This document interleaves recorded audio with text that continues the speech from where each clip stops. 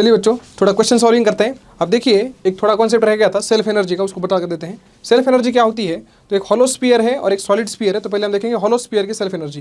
तो आपका जो हॉलो स्फीयर है उसको हम देखेंगे कि उसको बनाने में कितनी एनर्जी लगी है। जैसे हॉलो स्फेरिकल ये चार्ज डिस्ट्रीब्यूशन है यहाँ पे, है कि नहीं। इसको जो है असेंबल करने के लिए कितनी एनर्जी लगी होगी। पहले यहाँ पे कुछ नहीं था, बाद में सारे चार्ज आके बैठ गए। तो इस हॉलो स्फीयर को बनाने में कितनी एनर्जी लगी होगी, ये कहलाएगी सिस्टम की, इस हॉलो स्फीयर की पोटेंशियल एनर्जी या सेल्फ एनर्जी। इसका फॉर्मूला आपने याद रखना है, CQ²/2R। इसको ऐसा लिख सकते हैं 0.5 CQ²/R। ये आपके हॉलो स्फीयर की सेल्फ एनर्जी है। और इसकी कितनी हो जाएगी, आपने सॉलिड स्फीयर की हो जाएगी 0.6 CQ²/R। ये 0.5 है, 0.6 है। इस तरह सेल्फ एनर्जी या सिस्टम की पोटेंशियल एनर्जी को आप याद रख सकते हो। ठीक है, नेक्स्ट क्या है? नेक्स्ट देखो एक क्वेश्चन यहाँ पे करा रहा हूँ मैं। पहला क्वेश्चन हम बोल सकते हैं इसको। तो पहले क्वेश्चन में हम बोला गया है कि भाई एक अपने पास क्या है, अपने पास एक हॉलो स्फीयर है जिसके ऊपर -3Q चार्ज इस तरह से फैला हुआ है। और क्या बोलते हैं, माइनस है, तो यहाँ पे माइनस की तरह लिखता हूँ इसको।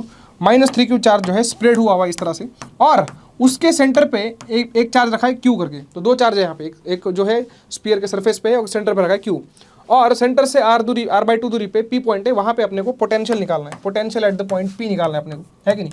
तो अब पहले देखो पोटेंशियल क्यों होता है, पोटेंशियल चार्जेस की वजह से होता है।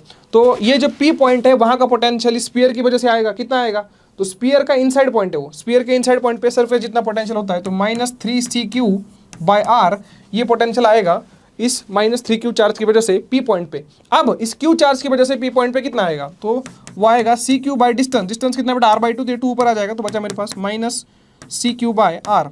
ये आपका टोटल पोटेंशियल यहाँ पे आता है कि नहीं। दोनों का सम करके लाना पड़ेगा, है ना। तो P पॉइंट का पोटेंशियल -3Q की वजह से सरफेस जितना आएगा, और इस Q की वजह से पॉइंट चार्ज वाले फॉर्मूले से हम निकाला R/2 दूरी पे, दोनों ऐड होकर टोटल पोटेंशियल आ जाएगा। उसके बाद ये क्वेश्चन देखिए, ये बहुत ही फेमस क्वेश्चन है, बहुत बार आता है।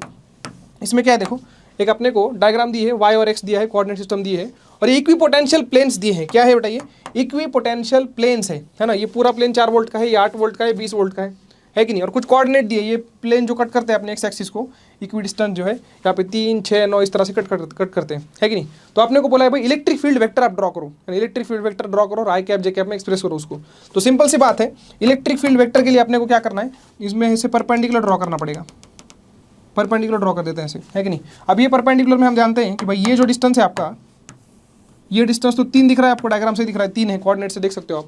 तो इस राइट एंगल ट्रायंगल में अगर ये 3 है तो ये कितना होगा, है कि नहीं। तो अपने को क्या लगाना पड़ेगा यहाँ पे, अपने पास जो है हाइपोटेन्यूस है और अपने को सामने वाली साइड चाहिए, तो sin 60 लगा देता हूँ मैं।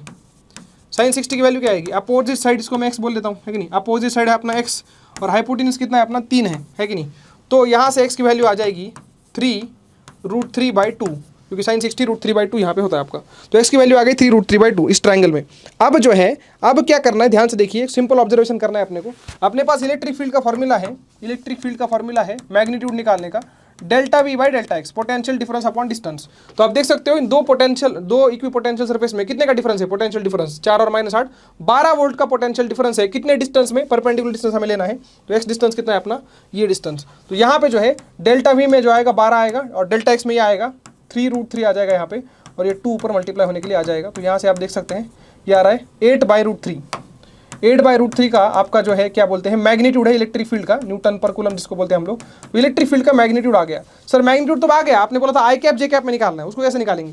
तो सिंपल सा फंडा है बेटा, आपने को पता है कि इलेक्ट्रिक पोटेंशियल जो है जिस दिशा में गिरता है उस दिशा में इलेक्ट्रिक फील्ड होती है। तो इधर जाने पे परपेंडिकुलरली जाना है, इधर जाने पे इलेक्ट्रिक पोटेंशियल घट रहा है, मतलब आपका इलेक्ट्रिक फील्ड वेक्टर जो होगा वो इसी डायरेक्शन में एरो इस तरह से हम बना सकते हैं। तो this is your electric field vector, है कि नहीं। इसका मैग्नीट्यूड मैं निकाल चुका हूँ, 8/√3 है। और कंपोनेंट भी आप ले सकते हो, यहाँ पे अगर आप देखो, यहाँ पे अगर आप देखो तो एंगल्स आप ले सकते हो, है कि नहीं।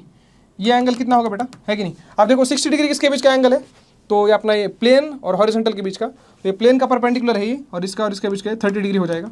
तो इस तरीके से इलेक्ट्रिक फील्ड के अपन कंपोनेंट कर सकते हैं। इलेक्ट्रिक फील्ड टेढ़ी है, इधर cos 30 जाएगा, इधर sin 30 जाएगा, और ई की वैल्यू आपने यहाँ पे देखी है। तो इस तरह से आई कैप जे कैप में हम लोग इसको एक्सप्रेस कर सकते हैं, ठीक है।